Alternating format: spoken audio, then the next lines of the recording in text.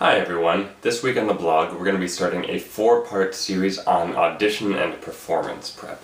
Now most of the things that I'm going to be saying are going to pertain directly to auditions, but hopefully there will also be lots of useful things for those of you who are preparing recitals and orchestra concerts and things like that.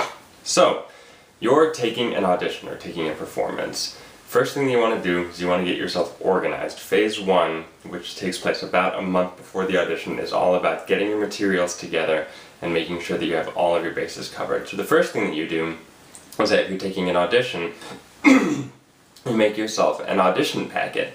Find the excerpts that are required, find etudes and preparation sheets that'll help you with getting ready for the audition, and get it all together into a single binder or folder, just one specific place. You want everything to be in one place so that when it's time to start practicing for the audition, you're not scrambling to find your materials, you're not losing things halfway, losing valuable fingerings and things like that. You want everything in one place, easy to keep track of. Once you've got your audition packet together, then you want to start marking it up with fingerings, bowings, register questions, things that you want to bring to your teacher.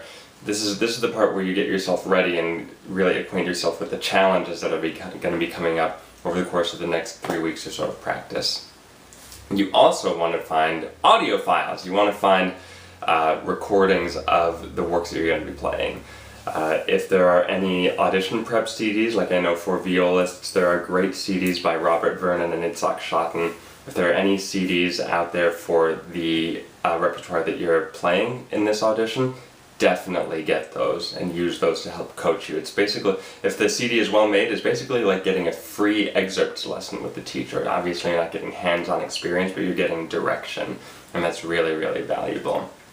You also want to make sure that as you're assembling these audio files, that you get a variety of audio files. For example, if you're playing the Mendelssohn Scherzo in your audition or in your orchestra concert, you want to get 3 or 4 different recordings of it, because there's a wide variance of tempo that takes effect with this particular work.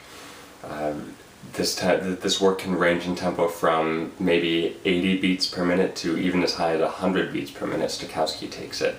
So you want to be prepared for all of those things, because in an audition setting, one of the things that can happen is that if you play something well and the committee likes it, but they want to hear it a little bit differently, sometimes they'll ask to hear it a little bit differently.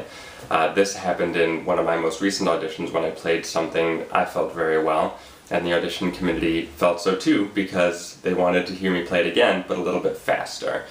So, I want to make sure that you're totally prepared for that.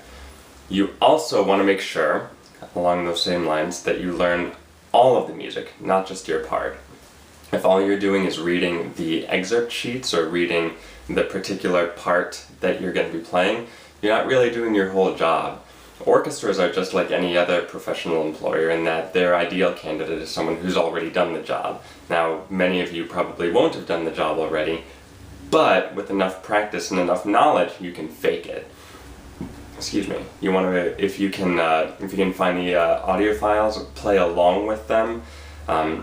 Really get to know what the other parts are doing. Make sure that when there are rests in your excerpts, you're not just counting them, but you're hearing the other musical lines that are happening during the rests, because you know that the audition committee is going to be doing that as well. Because audition committees very rarely are composed just of members of your own instrument. For example, if there's a flute audition, there'll be a flutist on the committee, and there'll probably be a clarinetist or an oboist, because they often play with the flutist. There will also probably be a violinist or a violist or a cellist. There's going to be a wide sampling, and they're going to be listening for their parts while you play your audition on your one instrument. So, learn everything.